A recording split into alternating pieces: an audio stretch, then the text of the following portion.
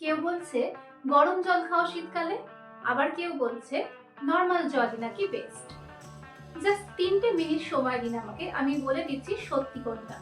ভুলভাবে জল খাওয়ার জন্যই কিন্তু অনেকের গ্যাস, বদহজম এবং ডিহাইড্রেশনের মতো সমস্যা গোটা শীতকাল ধরেই থেকে যায়।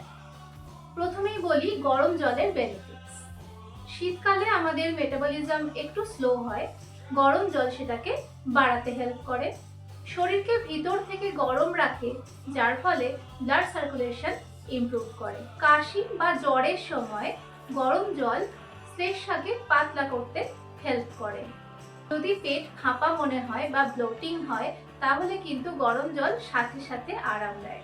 স্কিনকে দ্রুত হাইড্রেট করে, কারণ গরম জল কোষে তাড়াতাড়ি অ্যাবজর্ব হয়। এই গরম জল মানে কিন্তু চায়ের মতন গরম নয়, লিউকওয়ার্ম বা কুসুম কুসুম গরম জল। এবার আসি নর্মাল জলের বেনিফিটস। বডি টেম্পারেচার মেনটেন রাখার জন্য পারফেক্ট হলো নর্মাল জল। যাদের অ্যাসিডিটি হয় তাদের জন্য নর্মাল জলই বেস্ট। যদি হঠাৎ জল পিপাসা পায়, তাহলে নর্মাল জল খুব তাড়াতাড়ি হাইড্রেট করে দেয়। এক্সারসাইজ করার পর গরম জল খেলে মাথা ঘুরতে পারে, তখন নর্মাল জলই ভালো। তাহলে শীতে কোনটা খাবেন? আসলে গোটা শীতকাল জুড়ে যে একই রকম জল খেতে হবে ব্যাপারটা ঠিক সেরকম নয়। দিনের যখন আপনার যেরকম জল প্রয়োজন তখন সেটা খেতে হবে।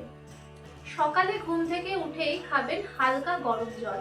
খাবারের মাঝে খাবেন নর্মাল রুম টেম্পারেচারের জল। যদি ঠান্ডা লাগে, কাশি হয়, তাহলেও হালকা গরম জল খাবেন।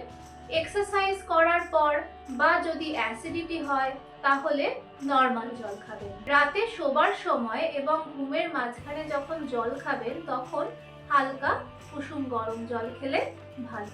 অর্থাৎ খারাপ ভালো কোনোটাই সেভাবে নয়, কখন কোনটা খেতে হবে সেইটা জানলেই সব ভালো।